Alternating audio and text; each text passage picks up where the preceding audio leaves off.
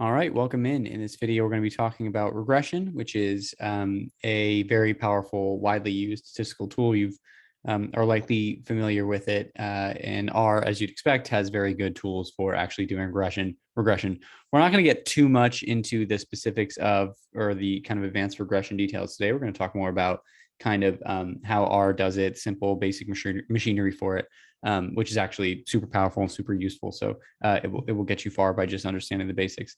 So for our data, we're using the classic iris data set. I've used it in a couple of other videos. Just has a bunch of information on flowers, the length and width for both sepals and petals, broken down by species. And what's nice is that this is in your R environment right now. You don't have to load it in or anything. If you just type iris, you're gonna get the data set. So I define it as data, and I define it as a data table, just because I like working with data tables a bit more. But you can do whatever you like. And let's say that we want to just look at data. Let's say we want to build a model to predict petal length. We want to use petal width as our X variable to predict our Y variable, petal length. And the simple way to do this is just to specify an object called model. I like to call it model. You can call it whatever you want, but this it's something that helps me kind of remember that I'm saving a linear model here. You use the assignment syntax because we are going to assign LM, which is a function that stands for linear model, and we're going to assign the outputs of our linear model to this object called model. So you're probably used to seeing when you make a linear model, y equals mx plus b, y variable, x variable, slope of m, and then the y-intercept b. We have to just type a simplified version of that. So we can type, we want to predict petal length, capital L, length, tilde, petal width. And then we just have to specify that we're actually using this data, because otherwise LM would not know, where we're getting petal length and petal width.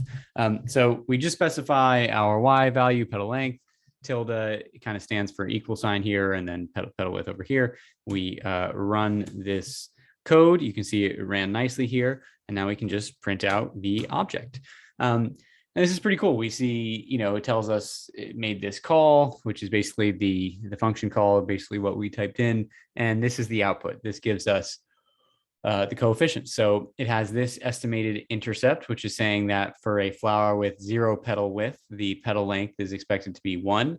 That's not really interpretable in our case because we don't really think of 0 petal width, but I digress. It just in general, it's nice to have the intercept. And then we have this coefficient for petal width, which is basically saying for every 1 inch increase in petal width, we expect petal length to increase by 2.2. And it makes sense that these are, positively related. A longer petal usually means a wider petal. However, you're probably looking at this and saying, what about significance? How do I know these values are significant or not? And the way to tell is just by typing the function summary and passing in model. And if I run this, I get this really nice printout. Gives me all sorts of information about the residuals. It gives me sorts of information about the residual standard error, R squared, F statistic. We can talk about that more in a more advanced regression video. But probably most importantly, it gives us our coefficients table. You can see these coefficients match what we got from our earlier output, 1.084 and 2.23. We get the standard errors of these coefficients, and then we get the t values and the t statistics and the p values. And as you can see, these are massive t statistics, almost 15 and over 43. So our p values are super, super small. They're basically 0. And what's really nice about R is that it gives you these significance codes where you can just look at a glance to see what is significant. So if you have 3 asterisks, that means that your p-value is basically 0. 2 asterisks means p-value is basically 0.001.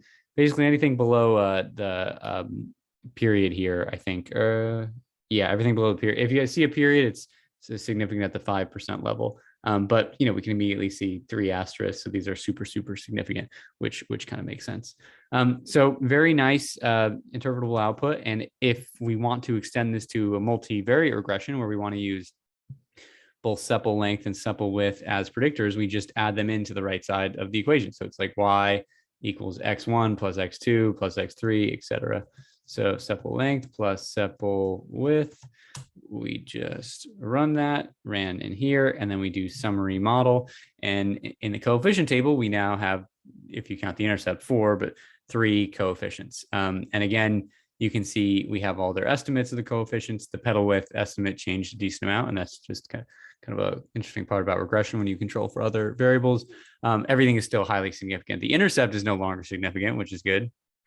Before, the intercept was significant, but it is no longer, which makes sense. The intercept isn't interpretable in this case, but all these are highly significant. Pedal width and sepal length are both associated with increases in, or their positive relationship with pedal length, but sepal width, interestingly, has a negative relationship. So that's and it's highly significant. So that's interesting. But I kind of digress. This is basically the simple.